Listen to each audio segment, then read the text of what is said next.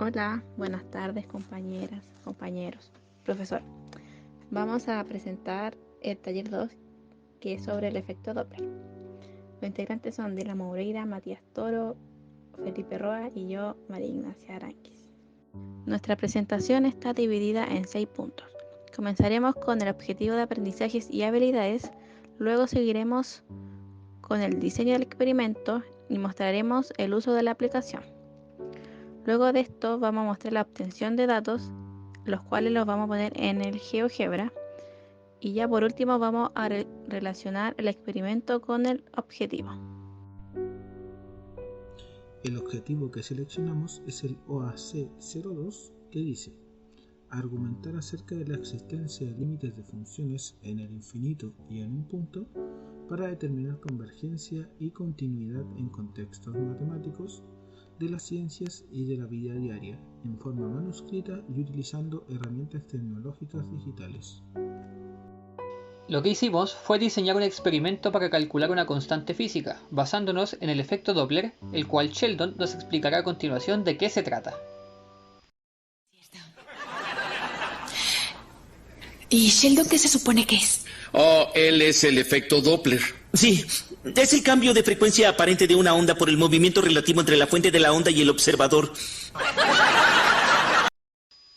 Un ejemplo donde podemos notar el efecto Doppler es cuando una ambulancia pasa cerca nuestro. A medida que la ambulancia se acerca, la frecuencia de la sirena va aumentando, es decir, se hace cada vez más aguda.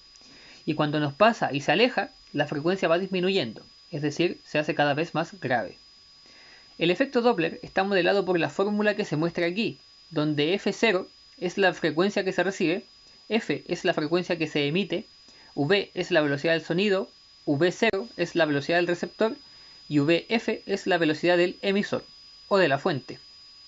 Los signos más y menos dependen de si se acercan o no el emisor y el receptor y de los sentidos de sus velocidades. Para simplificar los cálculos en el experimento, consideraremos un receptor inmóvil, por lo que su velocidad será 0. Además, consideraremos al emisor alejándose del receptor. Así, cualquier signo negativo estará dado por el sentido de la velocidad del emisor. Por último, despejamos la velocidad del sonido en la fórmula y medimos los valores de los demás parámetros. A continuación, veremos un video donde estamos realizando el experimento.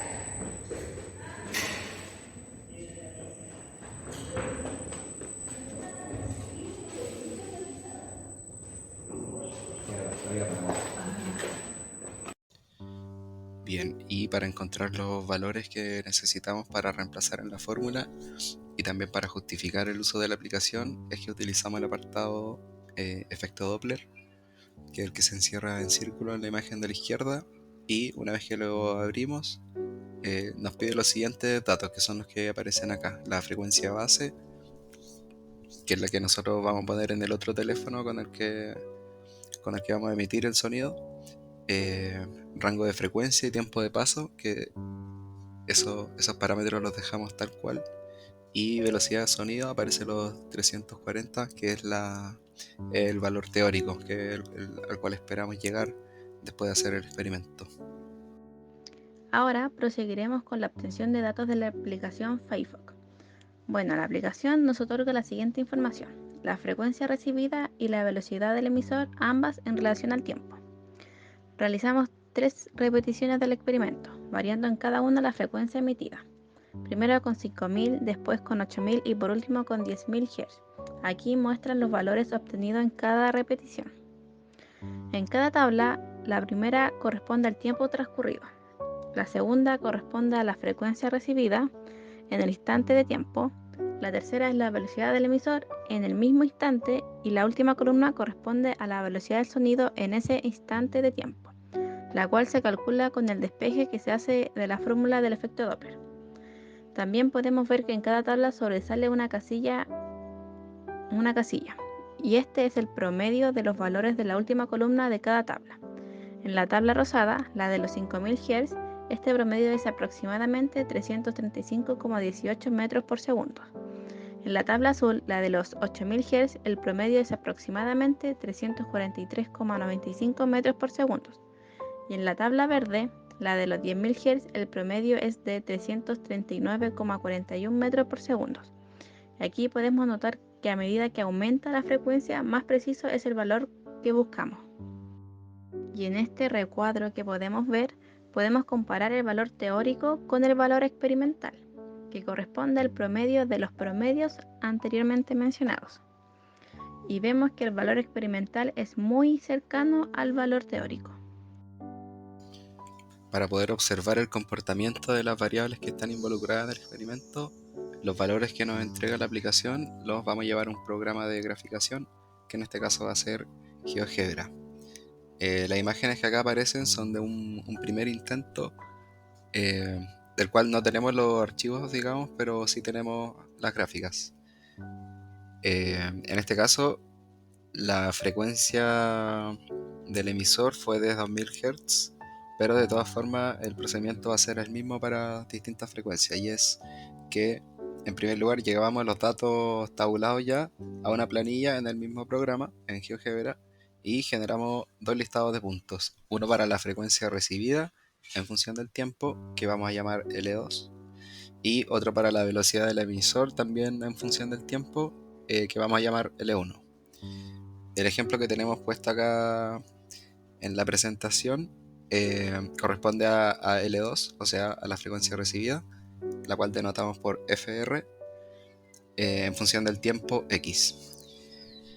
Esto fue realizado con un ajuste polinómico al listado de puntos que aparece acá, que es de L2, que fue de grado 10 para intentar abarcar la mayor cantidad de puntos posible, pero el programa arrojó uno de grado 8, como se puede ver ahí, porque el coeficiente que acompaña al X elevado a 10 y al 9 es 0.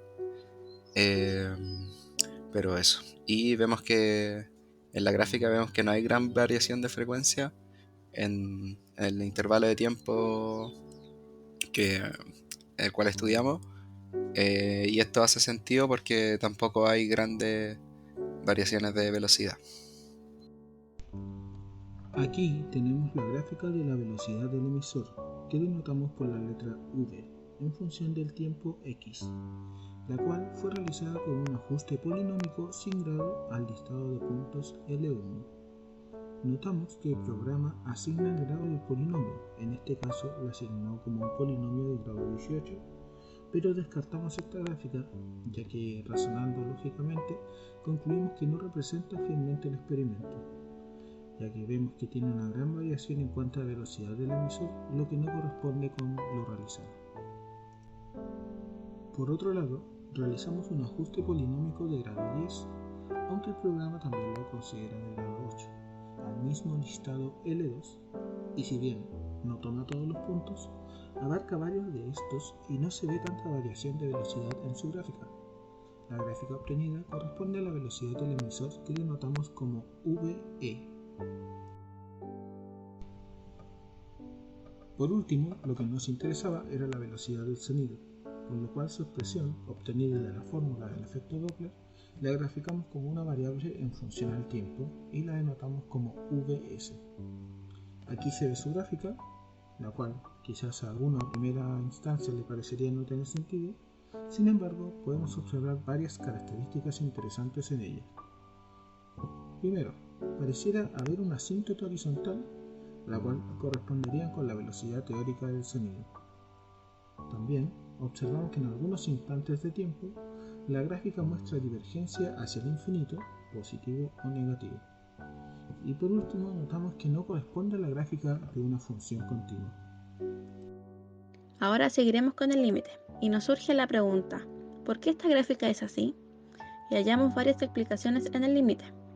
Las divergencias que tiene la gráfica se presentan cuando el denominador de su expresión algebraica es igual a 0, lo que ocurre cuando la frecuencia recibida es 2000, y eso sucede cuando la velocidad del emisor es 0. O dicho de otra manera, si la velocidad del emisor tiende a 0, la frecuencia recibida tiende a 2000, y por ende el denominador de la expresión de la velocidad del sonido se anula, presentando así divergencias en su gráfica.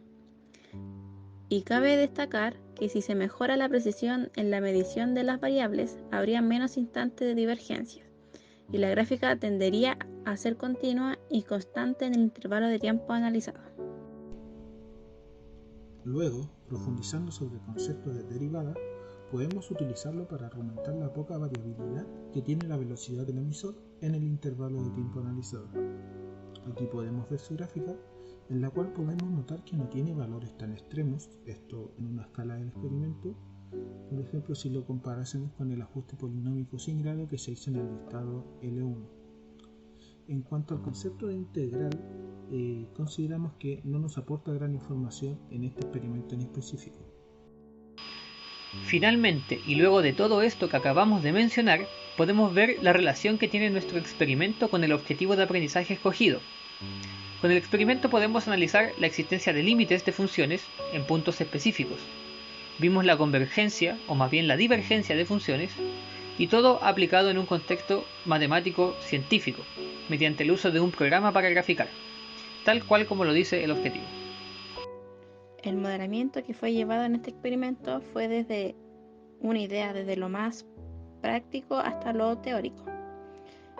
Primero, haciendo el experimento, realizándolo, para así ver el efecto Doppler. Luego de esto, al realizar el experimento lo hicimos con la aplicación, donde ahí obtuvimos los datos y los pasamos a un Excel para comparar los datos y ver si se cumplía algún patrón. Y ya por último lo pasamos a GeoGebra, donde ahí pudimos analizar el límite, derivada e integral.